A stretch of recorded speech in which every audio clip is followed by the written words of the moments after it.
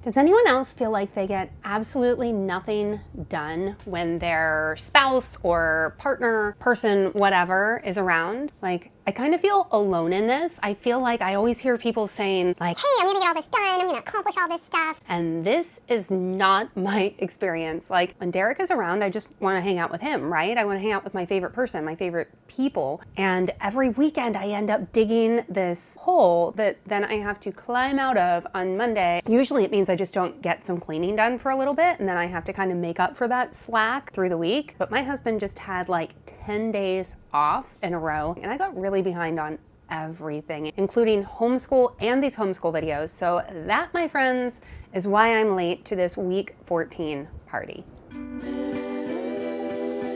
Trying to show myself a little bit of grace too with this whole falling behind thing, and that is very intentional and not very comfortable or natural for me to do because I want to stick to my schedule. I was a little bit disappointed. I was a little bit stressed out because I had it all planned out. So I had this planned out so that we would be finishing this early years 1 curriculum on the week of Thanksgiving, which was kind of perfect, right? So we could finish that up, have the holiday, and then I was going to just give us a big break until the holidays were over, and then we could start the early years too. And that isn't gonna happen at this point. I let myself fall behind, and now what I have to do is just accept that and let myself fall behind. It's okay. Everything's fine. We're just gonna go a little bit later. We'll have a shorter break then. I don't know. But like, in addition to having my sweet, handsome husband around to distract me, I also kind of felt like we needed a break now. Like, I kind of felt like I needed to take some time to just chill and do whatever with my girls without any set agenda. Nothing to do, no videos to work on. And it was really nice. Like, we just did whatever. We had like this really good inhale, exhale vibe going. And I really do hope that those of you that are subscribing, I really do hope that there are some people here that look forward to watching these videos every week. That's kind of the whole point in my making them. I'm gonna try to show up here every week, but with a little bit of flexibility thrown in there. So like and subscribe if you haven't already, because we are actually nearing the middle of this curriculum. And I would love to have you with us until the end, and then to begin again for early years 2.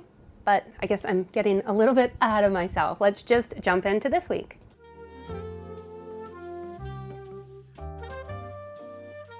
So for this week's nature lesson, we had lots of conversations about where animals live and how many of them make their homes in trees. And we talked about this while we were on walks or just playing in the yard. We did it really casually, and we also gathered up a few books that sort of went along with this just to extend on it. One of them was Home Builders, and those of you that have done the Dolly Parton Imagination Library might have this one too. Another one called Little Acorn, my first book of animal homes, a few others, and then we read them on the porch one morning, and it was a really nice way to connect with this topic, and we just had to pull the books from our stash that we already had. Then lastly, I encouraged her to fill out a little sheet in her nature journal about things that we talked about and noticed while we were outside, but I guess she didn't really want to, and she ended up just drawing something from our next activity instead.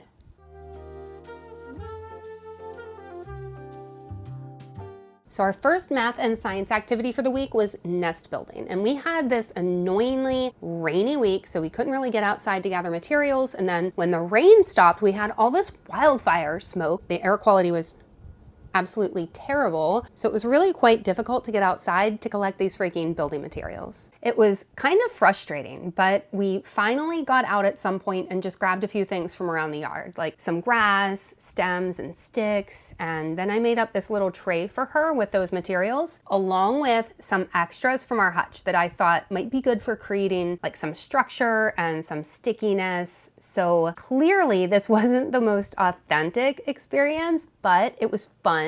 And these materials really helped to put it all together in the long run. Now, before we began, we watched a few videos on YouTube of birds building nests, and she noticed that the hummingbirds use their long, thin beak to sort of poke parts of the nest into others. So to mimic this, I gave her a weaving needle to use as her beak. And she spent a really good chunk of time on this project. It was fun, it was engaging. I helped a little bit by using pipe cleaners to sort of make that bowl shape, like the initial structure. And then she mixed her natural materials in with lots of monkey string, lots of clay. And when we were finished, she added a few little wool balls as eggs and then stuck it up in a little tree. So she just sort of extended on that on her own. And the other assignment for math and science this week was to study eggs, to study how they feel, look, smell, all that, like what they're like on the inside, how that changes when we cook them. So we just kind of did this more casually too, naturally, as we were in the kitchen through the week. And we paid attention to the texture of the shell, that membrane layer, the colors, how the colors and textures change when we cook them in different ways. And then we made a bunch of eggs, which we usually do anyway.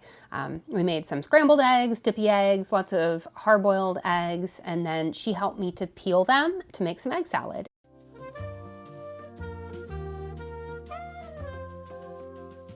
After finishing our picture study, we made some paper plate masks and then used them in a parade, sort of combining the two activities for art. And we had just finished reading this cute little Peter Pan board book before we did this activity, so that book ended up heavily influencing everything that we did from this point on. And Lucy and I ended up being mermaids from Mermaid Lagoon, of course, and Hazel was a lost boy. And it was fun, it was really funny, and it was also slightly frustrating when things didn't go exactly the way that she had planned. You know, it was just that kind of night, and I should have known right here, but we just rolled right into the parade activity after this because, one, I thought it would be fun to combine them, right? And just use the masks as a part of the parade. And two, I just wanted to get it done, right? Like that's what I had planned. So I just sort of had us push through and I wanted to check those off my list, but I should have read the room a little and waited until the next day because really it was just more frustrating and weepy, I suppose, than your typical parade, you know? Like nothing was working out the way that she wanted it to. She didn't want to move or march or anything like that. She just wanted to line everyone up in a straight line because she said that's what a parade is. And I brought down some instruments, but she really wanted to play a piano, which we do not have, and that just broke her little heart. It was terrible. So I got out the iPad and I found a piano app that did the trick, and it wasn't perfect, but I think it prevented things from escalating even more.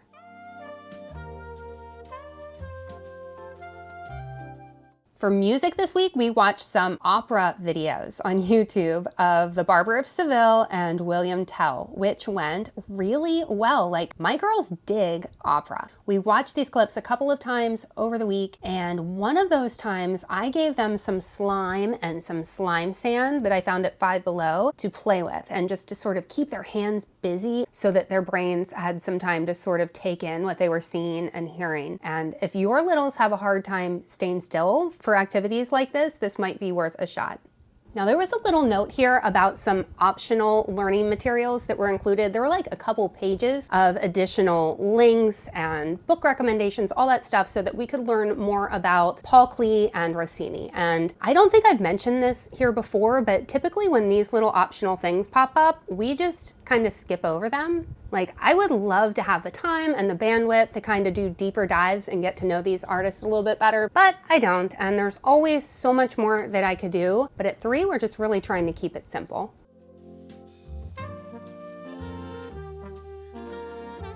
For kindness and connectivity this week, we were tasked with planning something special, like a special treat for the rest of the family. And this week just happened to fall on the week of the summer solstice. So we planned it for that summer solstice evening, and I used this book right here that has lots of ideas for like season celebrations. There's lots of cool ideas in it, some weird ones too.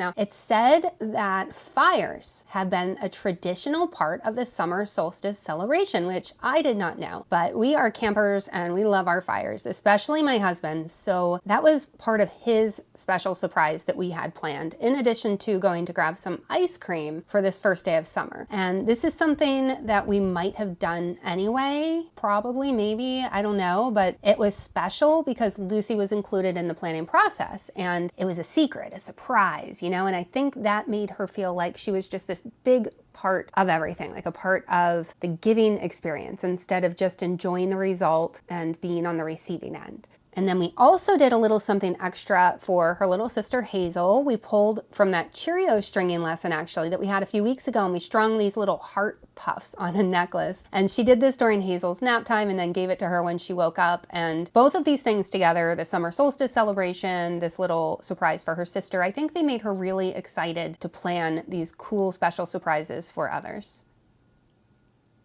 Now, one more thing that I pulled from this book was something for me to do for Lucy. Since she was doing all this giving, I planned something for her to sort of reciprocate, but really it was just a cool idea and I wanted to do it, and now I want to share it. So the book said that fairies are a big part of the summer solstice and that we could leave treats for them in our garden or in a dollhouse, and that the fairies and gnomes might leave something like crystals in return. So obviously this had to happen, right? Like, I'm not really an elf on the shelf kind of girl, but I will totally sign up for fairies and gnomes in the dollhouse. So we made up a little place setting using lids from my vitamins actually and my nose spray. And we cut up some tiny pieces of food and also made the world's tiniest hot chocolate. That was Lucy's idea. And we set them out for them right before we went to bed. We kind of set the table and sat there and talked about it for a while. And it was exciting and it was so sweet. And then she woke up to find that they had eaten most of their treats and left her a little thank you heart made from colorful little stones. And this is 100% happening every single year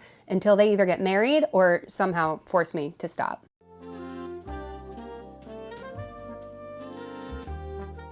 Our read together for this week was one of my favorites, KNUFFLE Bunny. And I do not know if I'm saying that right, but that's just how I've always said it. I don't know. And my husband, I never thought about it until I heard him read it, and he says knuffle. So I say knuffle, he says knuffle. I tried looking it up and apparently this is up for debate. I wasn't able to find a definitive answer, so let me know in the comments how you say it. Now, if you didn't know, this book is actually the first in a series of 3 KNUFFLE Bunny books.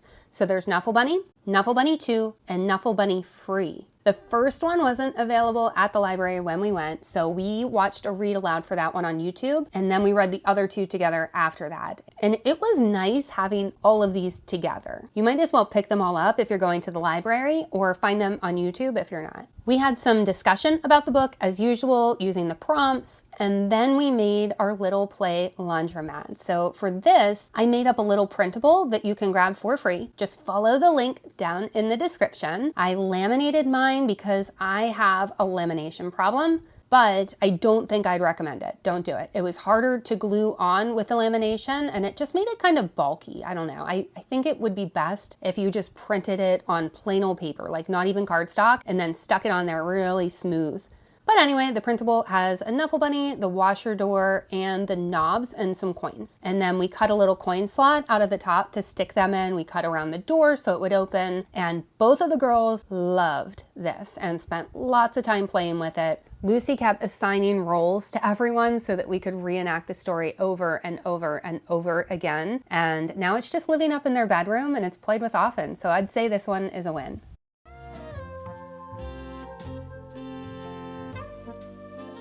Lastly, in our kitchen classroom, we did absolutely nothing special. Gotta love that. We just made what we make, we ate what we eat, and then we just threw a little extra noticing and discussion in there about what warms us up and what cools us down. So for our summer solstice fire, we actually just happened to have some white chicken chili that night, which is absolutely amazing, by the way, if you've never tried it. And then we also had things throughout the week like frozen blueberries, popsicles, bowls of cereal with cold milk, and then there were things like oatmeal and tea. So once again, I feel like a broken record, but this was just about kind of doing what you do, you know, and then drawing attention to the parts of it you might not be talking about. Just being intentional about noticing and about having conversation.